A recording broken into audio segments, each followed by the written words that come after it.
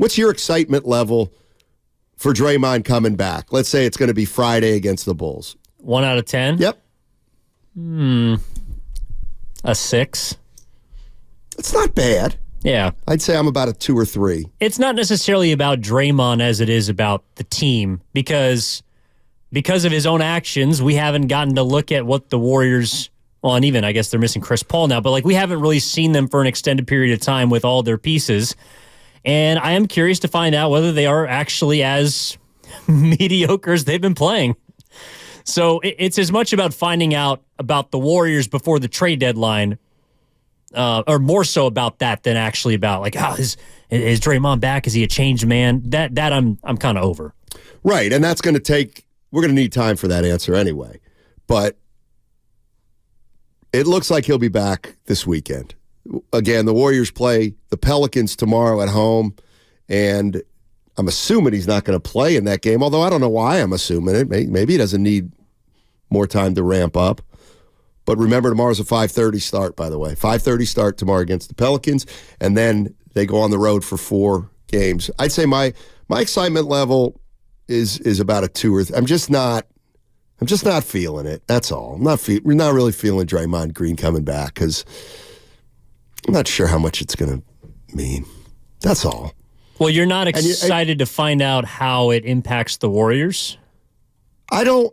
I feel I like guess excited is like positive. But I feel like no. I mean, interested. I'm convinced that it's not going to. I don't think the eye test is going to look much different, I guess is what I'm saying. I think they've basically been the same team all year, regardless of who's been playing and who hasn't been playing. I'm not saying Draymond's not an important player, but I look at this team as they're a 500 team. Maybe if things click, they're a 44-win team, and maybe if things don't click, they're a 39-win team. But I think they're in the middle there with Draymond no matter what. If he's good Draymond, I don't think he makes them a 50-win team. And I think we've seen right now that even without Draymond Green, they're not the worst team in the league. They've won games without him. They won 7-6. Right. So yeah. I guess what I'm saying is I'm not excited that I'm going to see something different when they go on the road for that 4 games and Draymond comes back to the lineup. And in fact, there is part of me that if I'm a Warrior fan, I understand them saying, you know what, I don't want to see Draymond play if it means less Kuminga. I don't. I'm with them now. I'm with them. That's all. And Steve Kerr at 5 o'clock could potentially answer that. Or we might even hear from Draymond or Mike Dunleavy Jr. or Steve Kerr might be at the podium. I don't know. Right.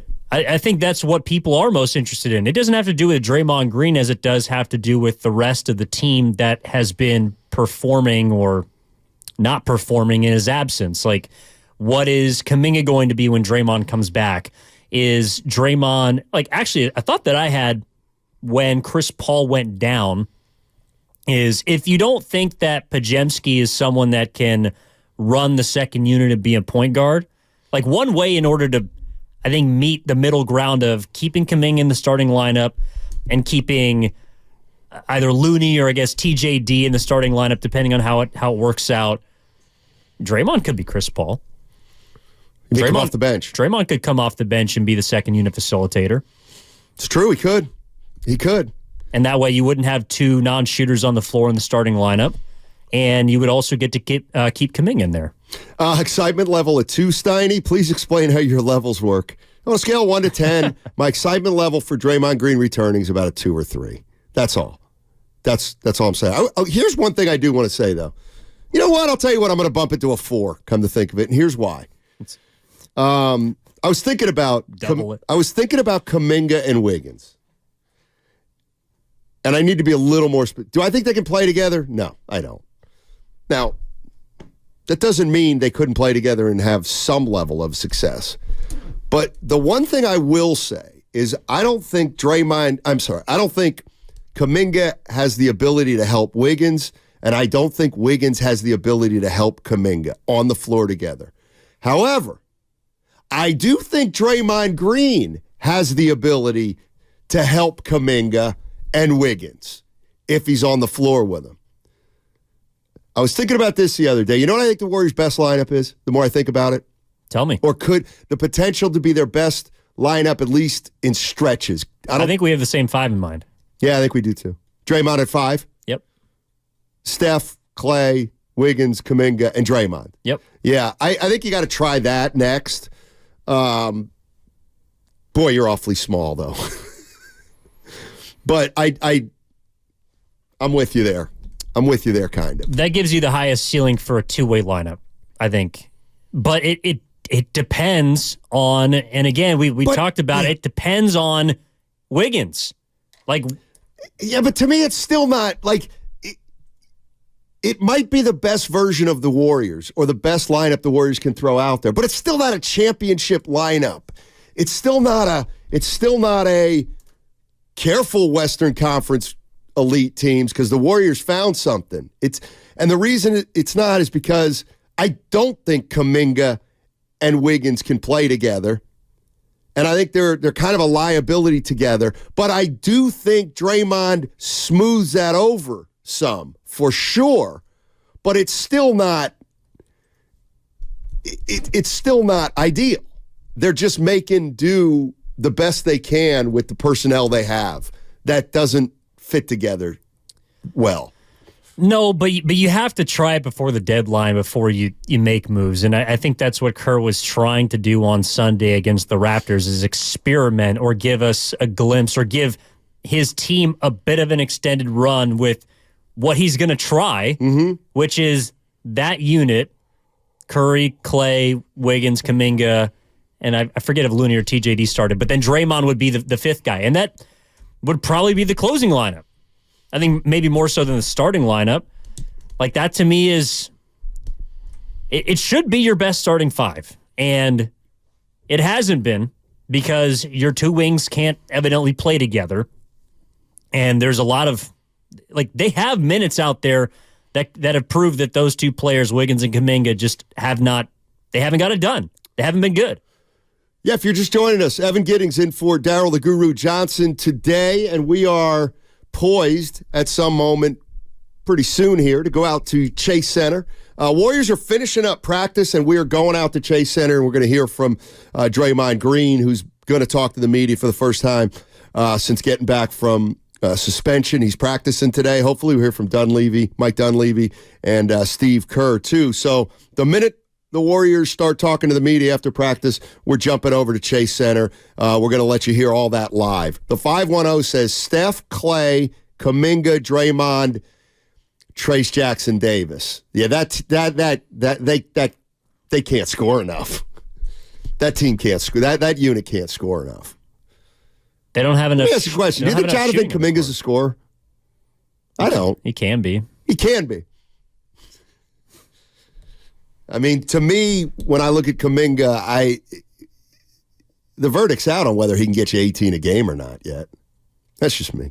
Well, the thing that I'm more concerned about with that lineup is the lack of shooting. Like, that's what I mean with Trace Jackson Davis. Yeah, exactly.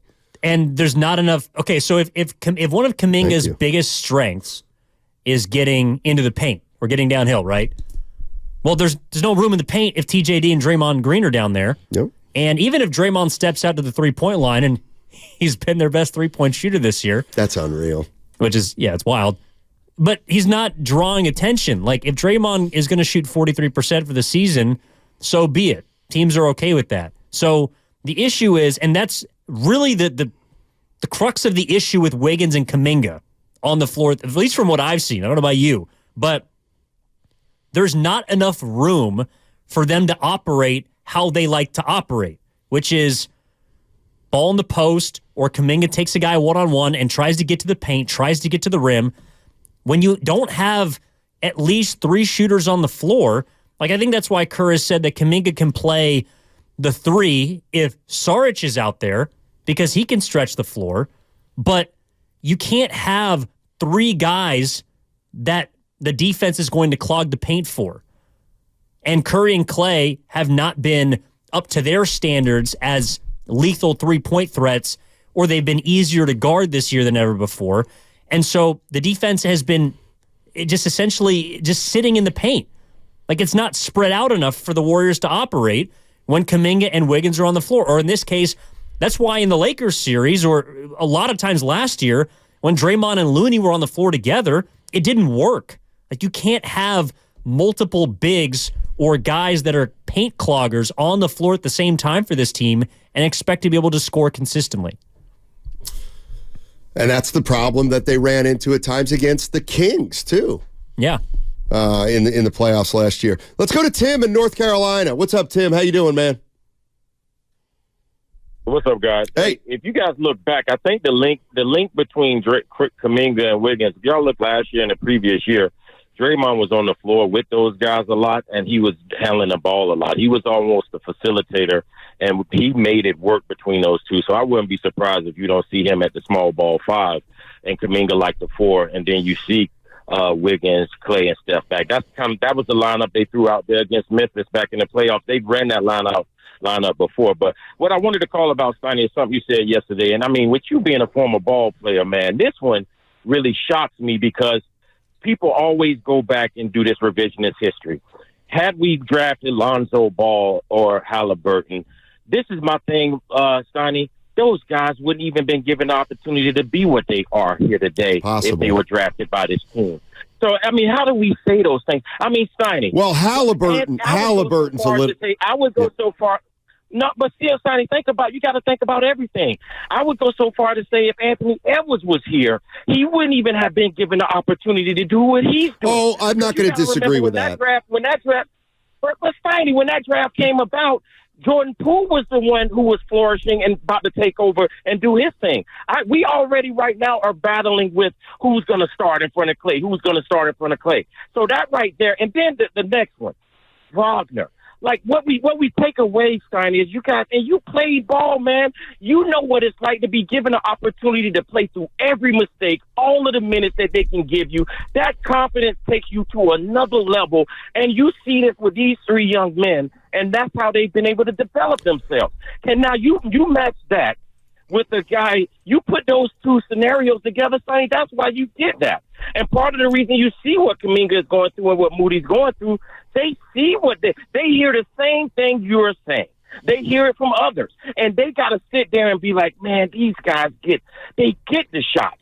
I mean, when Wagner went to Orlando, they were trash. Yep. He was able to grow with those guys. 35 minutes a game, continue to draft number 1 pick, play through every mistake versus a guy who has he's looking over the bench from day one on any mistake he made. Steiny, you played ball. Tim. Make that proclamation? Tim. Yeah. You are absolutely right that no player coming to this Warrior team would have been able to have the impact that they've had on other teams. There's no doubt about that.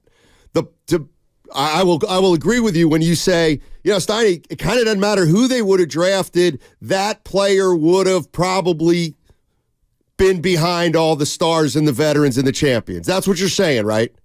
This is the thing, Steiny. This is the thing. I agree with that. Last year I called you and I told you. You remember last year I called you and I told you these guys had that cocoon around themselves. Yes. They didn't want to let people come in. That's the thing, Steiny. These guys have not welcomed. I agree with you. Haven't welcomed the new talent in to be a part of this thing. I agree with you. Wanted them to be a part of it to help to keep this thing going. Steiny, remember Wiseman got cursed out by his teammate and got a technical foul. Yes. Here's what Timmy. I agree with you. Here's what I'll add. When I say a player like Halliburton instead of James Wiseman, here's what I mean. James Wiseman was not prepared to be a pro basketball player when the Warriors drafted him. He just wasn't, okay? Halliburton, while I completely agree, I don't think Halliburton would have got lost here. But you're absolutely right. He wouldn't have been given the chance to flourish immediately. However, when I look at Halliburton, I see a player that would have been able to rise above that noise and eventually, by this time, be a guy who would be fully entrenched in the Warriors rotation, playing 25 to 30 minutes a game. Like he would have done that over the course of 3 years here. Wiseman, no. Kuminga, no. They're two different they're different players. Halliburton was a finished product, though, again, coming out of college. And the Warriors drafted projects. I think, yeah, look, no. So it was like a double whammy. I agree. It was a double whammy. The young guys were going to have trouble playing anyway, whether they were college grads or not. But Kuminga and Wiseman had no chance. No, because of their archetype. That's why I think someone like LaMelo Ball is the most interesting case study, because he didn't play in college, right? But he was clearly pro ready. Now right. I don't know if he wouldn't have been given the rope at that time. But you go back a couple of years ago, they're not in the same place they are now. But last month, Steve Kerr played Brandon Podziemski 30 minutes a night. Like, Podziemski's a rookie. Yeah. He only played one full season. I know he played at Illinois, but he didn't get run. He played one full season at Santa Clara, and now he's in the league. And he's been in the starting rotation 8 times this year. So it's not as if the Warriors are reluctant or the big three is keeping the young guys out. But there are certain type of players that just can't help you immediately. I mean, Halliburton played 30 games or started 30 games his rookie season for Sacramento. They were a different place. By the time that Halliburton is where he's at now, you can't tell me that a guy that's averaging 25 and 15 would not be in the mix with the Warriors. Like, he might not be averaging 25 and 15, right? But he would be a big part of this rotation no matter what. Right, and that's what I think too. And that's where, Tim, I agree, Halliburton would have come onto this team with championship aspirations, but 3 years later, I think he would have been entrenched. I bet you we would have been talking about Halliburton like we talked about everybody else, wishing he got more time if he came here. But look, the Warriors. We've been talking about Halliburton as being the next point guard to replace Steph. Oh my God, yeah. Like he'd be hell. He might be starting at 1 right now with Clay or 2, with Steph playing 2.